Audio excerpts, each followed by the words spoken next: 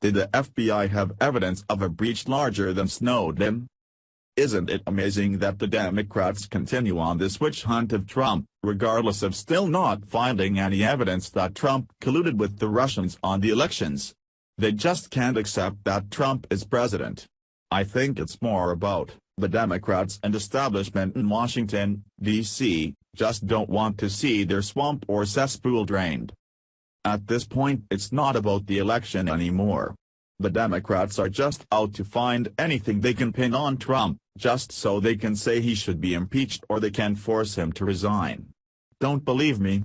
Just look at the long history of questionable cases of obstruction of justice involving Comey and Mueller.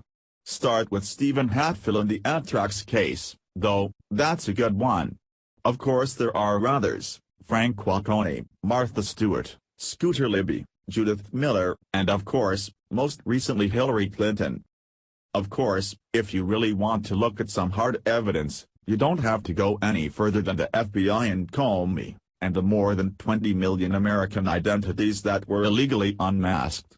Looks like there is plenty of real solid evidence on that, 600 million classified documents. From Circa. A former U.S. intelligence contractor tells Circa he walked away with more than 600 million classified documents on 47 hard drives from the National Security Agency and the CIA, a haul potentially larger than Edward Snowden's now infamous breach. And now he is suing former FBI Director James Comey and other government figures, alleging the Bureau has covered up evidence he providing them showing widespread spying on Americans that violated civil liberties. The suit, filed late Monday night by Dennis Montgomery, was assigned to the same federal judge who has already ruled that some of the NSA's collection of data on Americans violates the U.S. Constitution's Fourth Amendment, setting up an intriguing legal proceeding in the nation's capital this summer. Montgomery says the evidence he gave to the FBI chronicled the warrantless collection of phone, financial and personal data and the unmasking of identities and spy data about millions of Americans. This domestic surveillance was all being done on computers supplied by the FBI, Montgomery told Circa in an interview. So these supercomputers, which are FBI computers, the CIA is using them to do domestic surveillance. Documents obtained by Circa outside of the lawsuit show that the U.S. Attorney's Office in Washington in 2015 approved a grant of limited immunity for Montgomery so he could explain how he managed to walk out of his contract and the buildings he worked in with the classified material. Montgomery alleges that more than 20 million American identities were illegally unmasked. Credit reports, emails, phone conversations and internet traffic were some of the items the NSA and CIA collected. He said he returned the hard drives to the FBI, a fact confirmed in government documents reviewed by Circa. They're doing this domestic surveillance on Americans, running a project on U.S. soil, Montgomery alleged. He did not disclose the classified name of the project but said he revealed all aspects of the project during his interview with the FBI. Can you imagine what someone can do with the information they were collecting on Americans? Can you imagine that kind of power?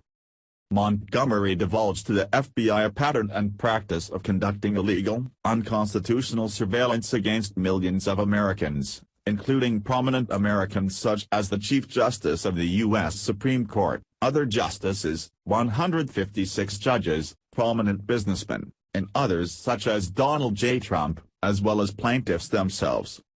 This is how the Democrats and the deep state work. They use everything in their power to keep the power. You certainly didn't expect they would just go away nicely, did you? We are talking about some serious money and power involved. And yes, it's deep, very deep.